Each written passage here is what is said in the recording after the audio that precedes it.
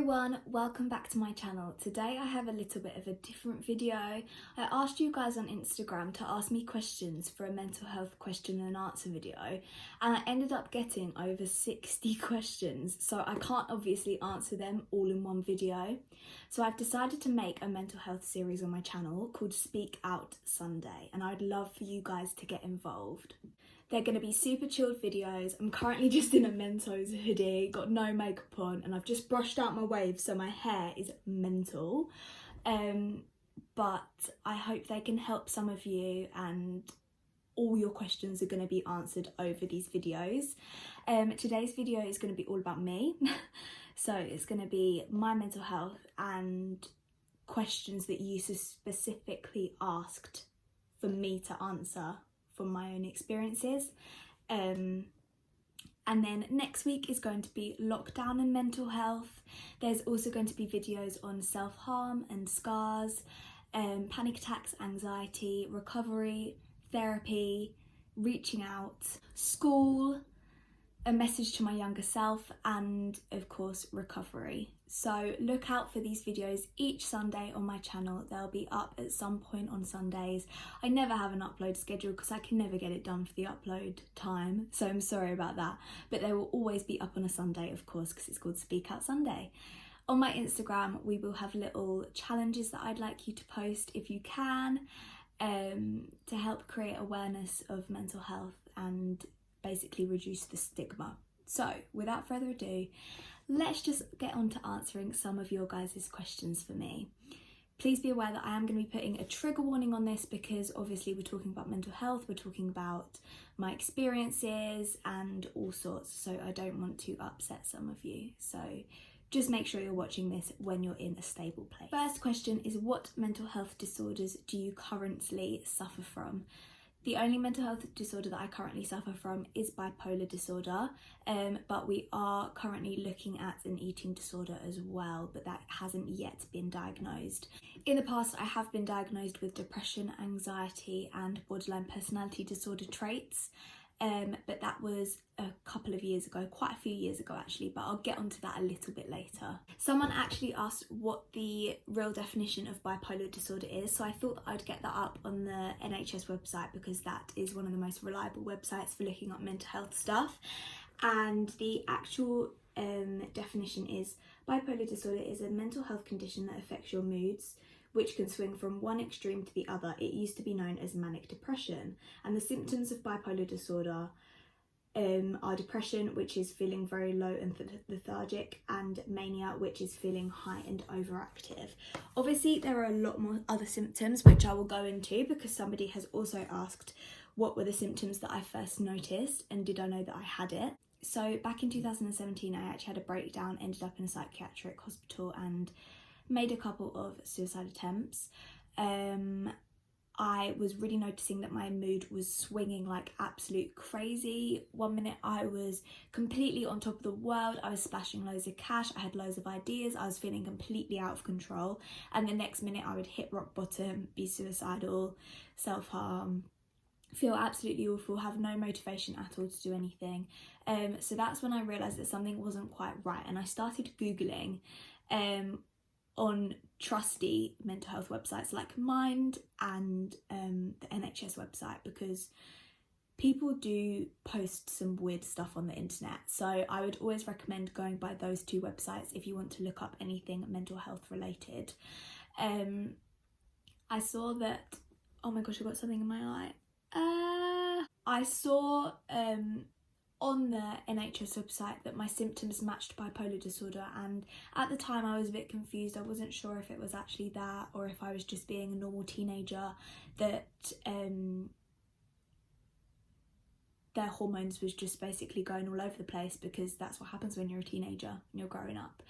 But after I had that breakdown, that's when I kind of realised that things were a little bit more serious than that, and that's when I got diagnosed with borderline personality disorder traits. Fast forward 2 years and I finally got diagnosed with bipolar disorder around Christmas time 2019. So it actually took them quite a few years to work out what I was actually suffering from. And somebody asked when I received the diagnosis, was it relief or was it shock? I felt like I had been given a life sentence. I knew it was coming, but I didn't want to take it. And now I realise that you have to take a label that they've given you to get the right help. But at the time I was absolutely distraught. It was kind of a relief because they knew what was wrong with me. But yeah, I was just completely just distraught. Like I said, it wasn't really a shock, to be honest. Having bipolar disorder is very hard on a day-to-day basis. You're not always sure when your mood is going to change, and it's hard to manage both sides of the mood. There's never really a normal stage. Mine is rapid cycling, so there will never really be that normal stage. There might be a day where I feel kind of not really high, not really low, but most of the time I go from extreme highs to extreme lows, and it's literally like someone's chucking you up in the air and then making you hit the floor so hard. And it is hard, and I do mask a lot behind the scenes. Like, people don't really realise how much it actually takes its toll. Day-to-day life isn't always a problem. Only at times when the depressive phases get way too much, that's then when normal day-to-day life becomes an issue and I can't manage. Have I ever been wrongly diagnosed? Well, in 2017, when they said that I had borderline personality disorder traits, I didn't want to take it. I didn't really feel like it was the right label, if that makes sense, for me. I didn't really agree with half of the stuff that they said that I had. And a lot of it was just tick 4 boxes, and if you ticked 4 out of 7 of them, then you had it, basically. So I'm not sure if it was a wrong diagnosis or whether it was just developing into what it is now, if that makes sense. The next question is, how long have I been struggling for, and when did I realise things weren't quite right? So back when I was about 12, I was year 8, and I remember feeling this kind of way. I felt awful, I felt low, I felt pretty much depressed. I hated to do things. I was self-harming, I hated myself, I hated my friends, I hated everyone around me. And that's kind of when I realised, like, I don't think this is just hormones. I don't think this is right.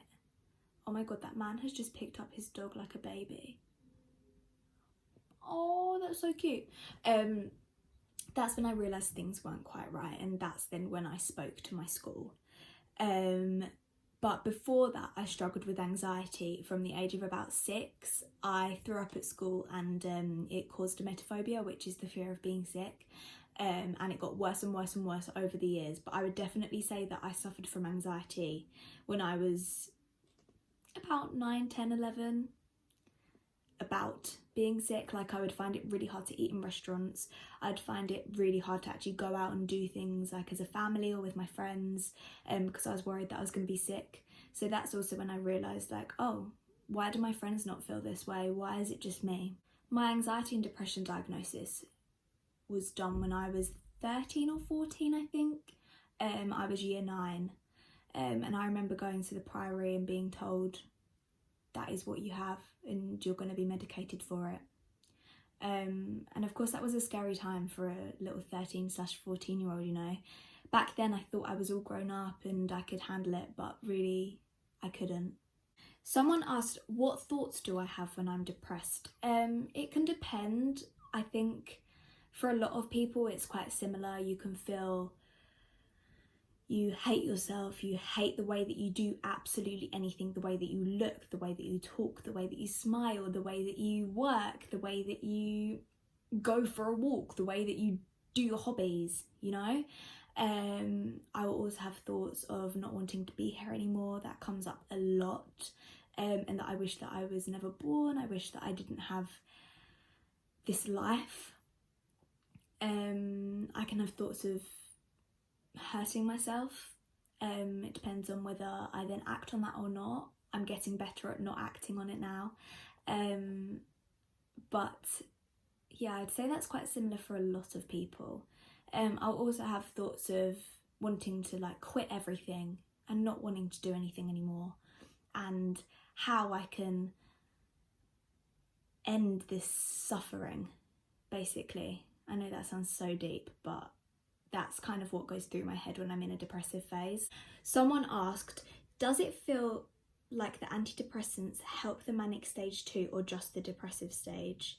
So I'm on 2 types of medication. I'm on an antidepressant and an antipsychotic. So the antipsychotic is not as scary as you think it sounds. It's basically a mood stabilizer. Well, it's used as a mood stabilizer. So I'm on 300 milligrams of quetiapine, and then I'm also on an antidepressant called escitalopram, and I'm on 15 milligrams of that. Now, the antidepressant and the antipsychotic situation at the moment is not working for me. Still not working. I've been on it for about 6 months now. And we keep upping it and kind of playing around with the figures and how many milligrams should I have of this, how many milligrams should I have of this, and it's still not where it should be. I think it's getting better, but I'm definitely not stabilized. So the antidepressant, I used to be on a higher dose, and that helped so much more with the lows, but it was making my manic highs way worse. So we took it down 5 milligrams, and now it's making the highs not so high, which is good, but it's not really helping the lows. But I'm working with my psychiatrist at the moment, and as we speak, I find it way easier to manage the lows than the highs. So it's kind of good where we're at the moment, because at the end of the day, I'd rather feel low than feel high. When I say feel high, I don't mean happy and energized. It's a completely new type of happiness, and it's something that unfortunately nobody can really understand unless they've gone through it themselves. And then again, the antipsychotic is starting to work. We've just upped it again, so I don't know if it's going to work or if we're going to have to change medication. I've still got a long way to go if I need to keep going up and up and up on it, so we're just kind of taking it by ear and see what happens. But my medication is supposed to stable me out, basically. So it's meant to, I'm obviously still going to have those highs and lows that normal people have that don't have a mental health disorder, but they shouldn't be going extremely high and extremely low. So it's meant to be stabilizing me, but as we speak, it's not. Someone said, have you ever suffered from an eating disorder? Yes, I have. Obviously I'm still not diagnosed with anything, but there are talks of binging and a binge eating disorder. I struggle with that quite a lot, and that's something that I've never really spoken about much online. It's something that I like to keep kind of private. I don't feel as comfortable talking about it at the moment, but hopefully I will at some point. But I did know that something was wrong. Somebody also asked if I knew I had something wrong with my eating, and I did know that I had something as soon as I kind of started obsessing over my weight and obsessing of kind of how I feel. And there's definitely some body dysmorphia in there. Like one day I wake up and I look in the mirror and I look skinny, and the next day I wake up and I look obese, and it's hard to know and hard to cope with because you don't know what you look like.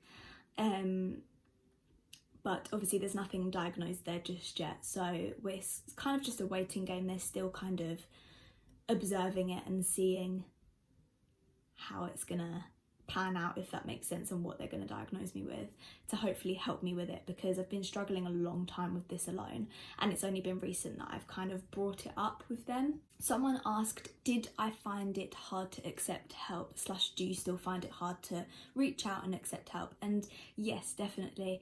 I feel like because I've been suffering for nearly 10 years now, it's been 9 years, I feel like a broken record. Like I feel like I'm constantly talking about the same things over and over again, the same way that I'm feeling to the same people, and it's got to the point now where I'm feeling like I can't reach out, and I'm having to reach out to different people, which is just random and weird, and it's weird. You should never ever feel ashamed to ask for help, but this is just personally, as I said, this video is just about my mental health and kind of how I'm feeling right now, not about how you should feel. But as we speak, yes, I do find it hard to reach out. And And I think I will struggle with that for the rest of my life, to be honest. It's just, you know, I'm a very selfless person. I care more about others than I do myself. So I would rather somebody reached out to me than me reach out to them. Does that make sense? I think so. Someone asked, who has helped me the most during bad times? I'm very, very lucky to have an amazing support network with friends and family. My friends especially have been amazing, and you know, I'll always go to their house or just FaceTime them or ring them or Snapchat them, or you know, just text and just be like talking about things. And I feel like once the conversation is made, I can start talking about things properly. It's just that initial reach out. But I couldn't pick who's helped me through the most. Everybody that I know knows about this side of me, and everybody that I know has been so accepting and so helpful and so supportive, and I honestly couldn't wish for better friends and followers as well, because obviously I do post some things out online to help you guys, but you guys also reach out and help me, which is just so lovely, and I'm so eternally grateful for that. Someone asked, how often do I get things like panic attacks nowadays? And actually, funny enough, I don't really get panic attacks anymore. I've kind of really conquered my anxiety, and especially panic attacks. Obviously, everybody has a tiny bit of anxiety every now and then, but I had very severe anxiety when I was in secondary school and college. Don't really have panic attacks anymore. Back in the day, when I was at school, I would have up to 10 panic attacks a day. It was absolutely awful, and it was really hard to actually have my breathing normal in the day. So yeah, it's massive change. Someone said, has my journey inspired others? And I think it has, from your guys' feedback.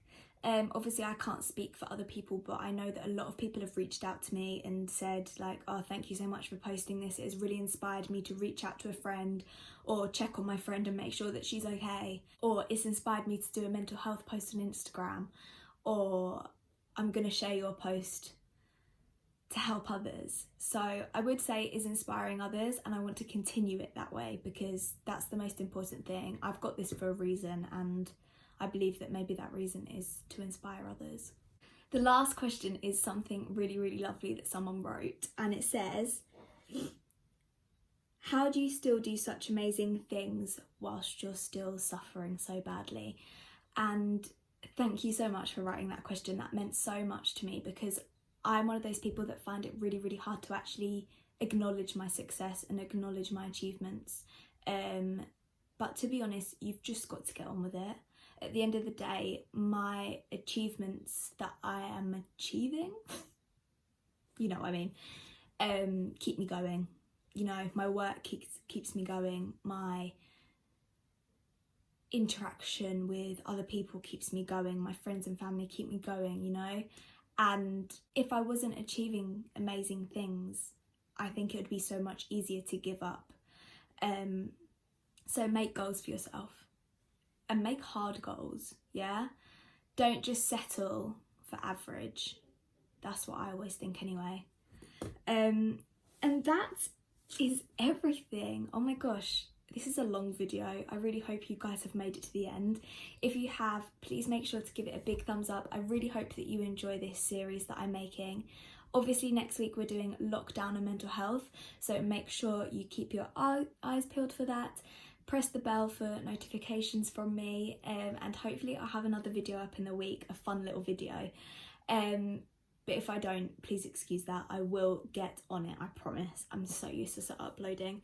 If you don't already, follow my social medias. They are all Phoebe Stallan, just like my YouTube, TikTok, Instagram. And I'll see you all very soon with a new video. Thank you so much for watching, and make sure to check out my Instagram for today's Speak Out Sunday challenge. Stay safe and stay well. Bye.